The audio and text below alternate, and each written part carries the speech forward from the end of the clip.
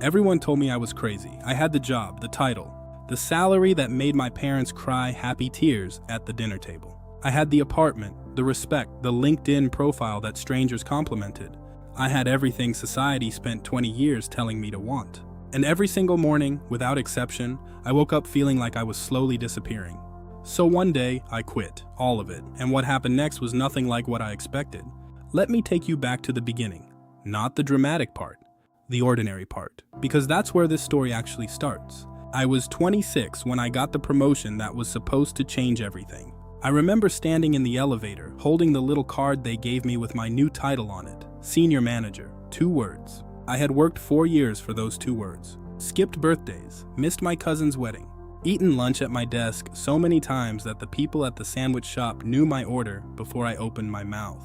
And when it finally happened, when I finally arrived at the destination I had been sprinting toward, I took a photo of my new nameplate, posted it online, got 400 likes, and felt absolutely nothing by midnight. You probably know that feeling. Maybe you haven't named it yet, but you know it. That strange, hollow silence that follows achievement. You worked so hard to get somewhere, and the moment you arrive, something in you quietly whispers, "Is this it?" Psychologist Tal Ben-Shahar at Harvard calls it arrival fallacy, the false belief that reaching a goal will deliver lasting happiness.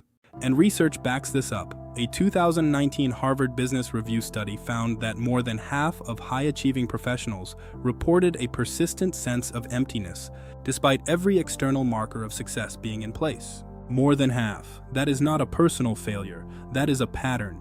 And nobody talks about it because the people living it are too busy performing gratitude to admit the truth. I performed gratitude for 2 more years after that promotion. I got very good at it. Here is what nobody tells you about losing yourself. It does not happen all at once. There is no dramatic breakdown, no single moment where everything falls apart. It is slow, it is quiet, it looks completely normal from the outside.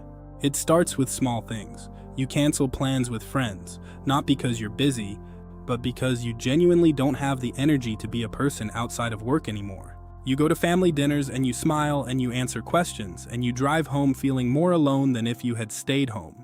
You stop reading books you actually want to read. You stop listening to music that makes you feel something.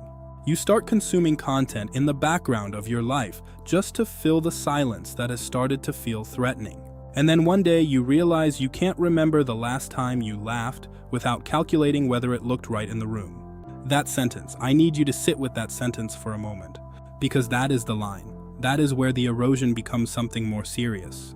When you start monitoring your own joy for social acceptability, when happiness becomes a performance you manage rather than an experience you have, you are no longer living your life, you are managing its appearance. I was 30 years old, and I had become a highly optimized version of a person nobody actually knew, including me. The dangerous part was that I was still functional, still hitting targets, still getting performance reviews with words like excellent and consistent and leadership potential. From the outside, I looked like someone on their way up. From the inside, I was a building with all the lights on and nobody home. Every real story has one specific moment, not a series of moments. One moment, the one that makes it impossible to keep pretending. Mine happened on a Sunday evening. I was home. My daughter, she was 5 at the time, was sitting on the kitchen floor drawing. She looked up at me with that completely unfiltered honesty that only children have, and she asked me, completely out of nowhere, what my favorite color was. I opened my mouth to answer, and I could not remember. I stood in my own kitchen, in my own life, and I genuinely could not answer my 5-year-old daughter's question about my favorite color. Not because I was distracted, not because I was tired, but because somewhere in the years of performing and optimizing and achieving, I had lost access to something as basic and personal and human as knowing what color made me feel something. It used to be green. Specifically the green of late afternoon light through tree leaves in early summer. I used to know that without thinking. I went to the bathroom, closed the door, and sat on the edge of the bathtub for a long time. I wasn't crying, I wasn't panicking. I was just sitting very still with the quiet realization that I had been missing for a long time and nobody had noticed, not even me. That was the crack. That was the moment the armor got a hole that no amount of productivity or achievement could patch back up. Let me be completely clear about something before we go further. Walking away was not brave, not in the beginning. It was terrifying and embarrassing and confusing, and I cried in parking lots more times than I am comfortable admitting.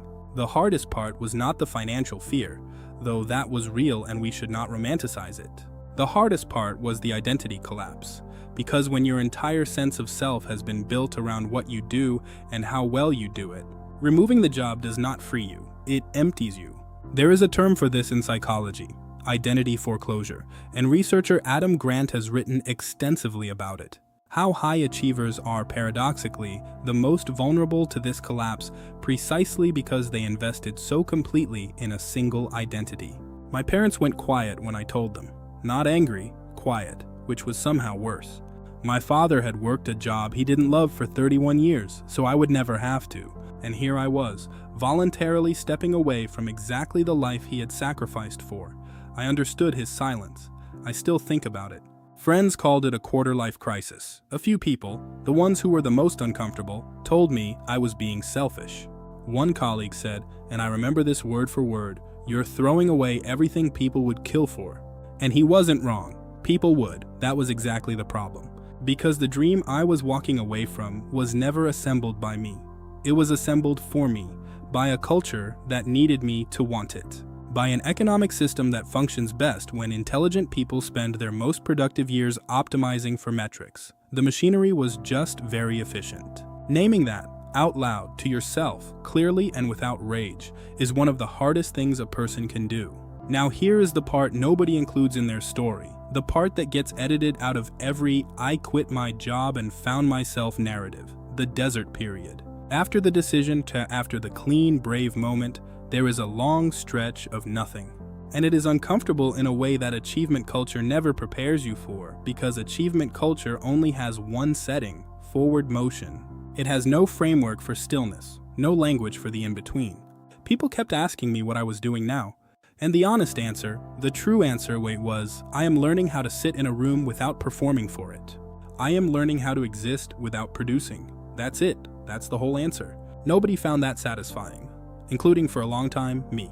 Viktor Frankl, the Austrian psychiatrist, wrote that meaning cannot be manufactured or rushed. It can only be discovered through honest confrontation with one's actual experience. The desert period is not a detour. It is the work itself. I had to grieve the life I chose to leave. That surprised me. I thought I would feel relieved, and I did. But underneath the relief was a real, complicated grief for the identity I had spent a decade building. Grief does not require you to have loved something perfectly. It only requires that it was yours. I also had to relearn something fundamental: how to be bored without immediately filling the boredom. These sound like small things. They were the entire project. I need to tell you what peace actually looks like, because if you have absorbed enough wellness content, you might be imagining a beach, or a morning routine, or passive income and a linen shirt and a soft-lit Instagram story about simplicity. That is not what peace looks like. Peace looks like waking up on a Tuesday morning and not feeling dread before you're fully conscious. It looks like a slow cup of coffee that you actually taste. It looks like having a conversation with someone you love where you're entirely present instead of calculating your next move. It looks unremarkable. It photographs terribly. Nobody posts about it because there is nothing to perform. Dr. Kristen Neff at the University of Texas has spent her career researching self-compassion, and her findings are consistent and significant. People who detach their self-worth from their performance output show measurably lower stress hormones, stronger long-term relationships, and higher life satisfaction than high achievers who maintain performance-based identity. Not slightly higher, measurably, significantly higher. Peace is not just a feeling, it has a biology.